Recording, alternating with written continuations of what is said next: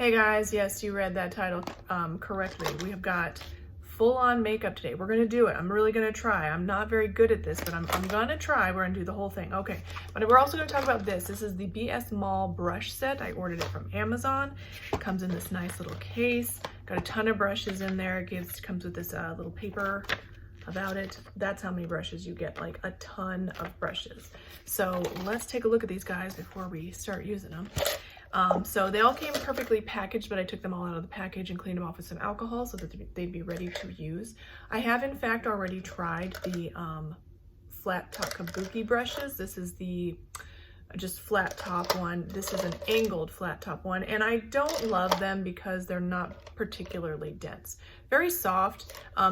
These kind of brushes make me so mad because they're very pokey. Like if you try to like it can't. They poke. Like I don't know why. Anyway. So they're very soft. They feel like good quality. They look like good quality. They're a little bit less heavy than maybe some other brushes that I've tried. Very inexpensive, so that's the whole point. And I'll try and put all the specs down in the description because I always forget. But I want to say I'm almost positive like $12 for this full set from Amazon. So, you know, the only one that I was really worried about was like, or was perplexed by this brush right here. Like, what is the point of this? Like I was taking them all out. I was like, what in the world? And then I was going to ask you guys, but I was like, they tell you what it's for on this paper. Oh, but all they say is for brush number 1, it's a multi-function brush. For what? Like what would you, why would you have a brush like this? Even that's even pokey too. So I don't know, like what, I don't know. Like that's the weirdest, I don't understand it. Okay. So multi-function brush, y'all, like, okay. Anyway, so it's got everything that you would need for a full face of makeup. I feel like I would use. And then this one is more for blush, which is exactly what I was going to say, which see, this is nice. It's a tiny, tiny, tiny bit pokey, but nowhere near compared to like this one or the, you know, that other one. Like, so yeah, so they are very soft. I think they're very comparable to any other sort of drugstore brush that you would get. Yeah, this is gonna be fine for blush. So, but there's a ton of eye brushes as well. Like I won't go through all of them. I'll just link it and you guys can take a look at it, because if I try to go through all of them, we're already up to 3 minutes. It's gonna take forever. So I do already have my foundation on. We're gonna use a bunch of the eye brushes. We're also gonna talk about this cute, remarkably cute palette from Hard Candy. I think these are called, yeah, monochrome eyeshadows. Can you see that? Like so cute. Like every time I see them when I go into the store, and of course I'll never be able to get this open now. Oh, there we go. It's got a little, peel that off, but that's not even helping me.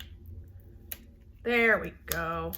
All right, so sorry about that, y'all. I can't be professional. You know what it is. All right. This one is in the shade Purr.